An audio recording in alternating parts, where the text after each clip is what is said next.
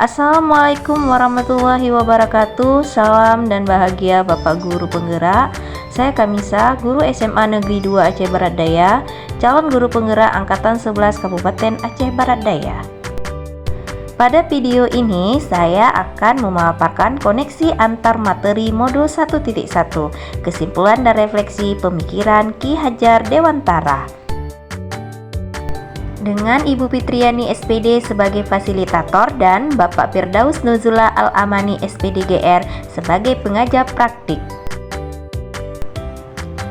Kesimpulan modul 1.1 pemikiran Ki Hajar Dewantara. Pendidikan dan pengajaran. Pendidikan dan pengajaran tidaklah sama. Pengajaran adalah salah satu bagian dari pendidikan. Pengajaran adalah proses pendidikan dalam memberi ilmu untuk kecakapan hidup anak secara lahir dan batin. Pendidikan pada hakikatnya adalah menuntun atau memberi tuntunan terhadap segala kekuatan kodrat yang dimiliki anak agar mencapai keselamatan dan kebahagiaan setinggi-tingginya, baik sebagai manusia atau sebagai anggota masyarakat. Dasar-dasar pemikiran Ki Hajar Dewantara tentang pendidikan. Pertama, pendidikan harus mencakup seluruh aspek kehidupan, tidak hanya akademis.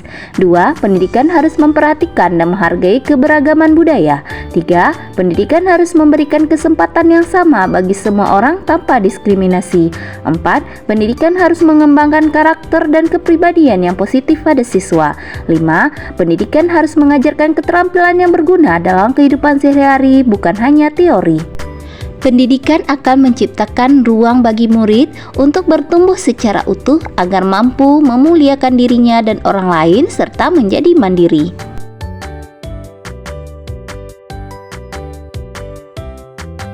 Refleksi modul 1.1 pemikiran Ki Hajar Dewantara. Sebelum saya mempelajari modul 1.1, pembelajaran yang saya lakukan adalah hanya sebatas menyampaikan materi pelajaran saja. Kemudian saya juga beranggapan bahwa murid itu sama dan harus menguasai semua materi pelajaran. Ketuntasan dalam penyampaian materi lebih penting daripada memahami karakteristik murid. Kemudian saya juga beranggapan bahwa murid hanya sebagai objek pembelajaran dan guru lebih mendominasi dalam pembelajaran.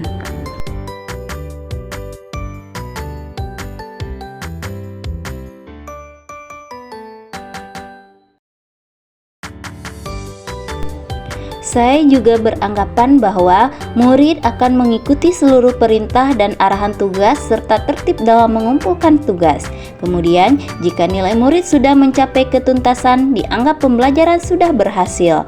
Kemudian saya juga beranggapan bahwa semua murid dituntut harus mencapai nilai KKM dan pembelajaran lebih cenderung berpusat pada guru, sehingga proses pembelajaran membuat murid menjadi lebih cepat bosan.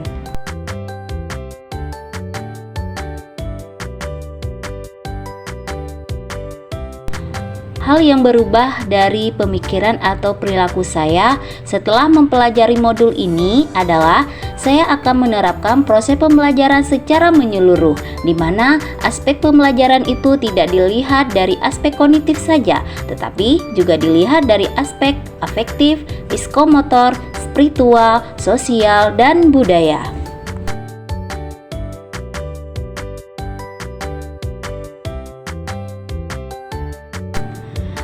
Kemudian, tidak semua murid memiliki kemampuan dan kecepatan yang sama dalam menerima atau memahami materi pelajaran.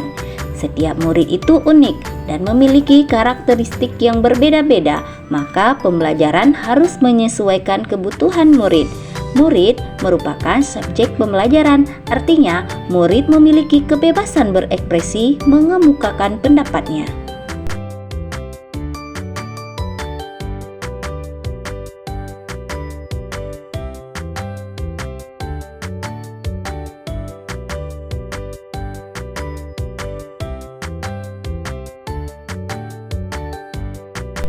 Selanjutnya, hal yang berubah dari pemikiran atau perilaku saya setelah mempelajari modul ini adalah akan menerapkan pembelajaran student center, yaitu pembelajaran yang berpihak pada peserta didik, bukan teacher center. Kemudian, tidak lagi melihat keberhasilan belajar dari ketercapaian nilai KKM, dan guru seharusnya sebagai fasilitator dalam pembelajaran.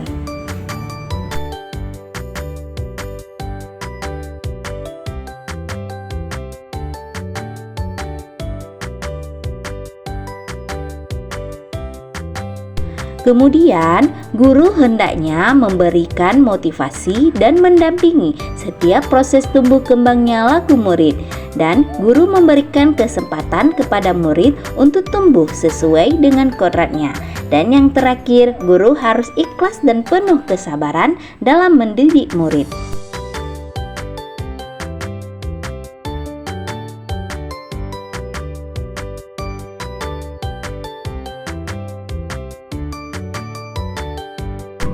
Yang akan segera saya terapkan agar pembelajaran saya mencerminkan pemikiran Ki Hajar Dewantara adalah: pertama, akan menerapkan pembelajaran student center, yaitu pembelajaran yang berpihak pada peserta didik, serta menerapkan pembelajaran abad 21 di mana murid dapat berpikir kritis, kreatif, komunikasi, dan kolaborasi.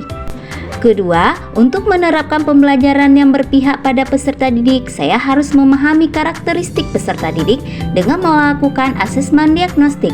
Melalui asesmen diagnostik, saya bisa menyesuaikan pembelajaran sesuai dengan kebutuhan peserta didik.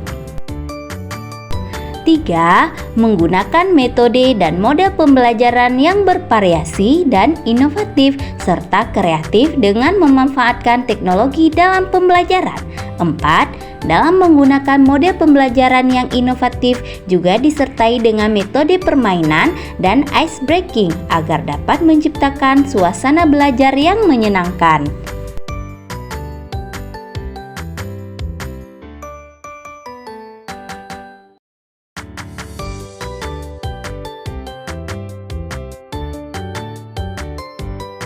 Lima, merancang dan menerapkan strategi pembelajaran yang sesuai dengan kodrat alam dan kodrat zaman murid serta relevan dengan konteks sosial budaya.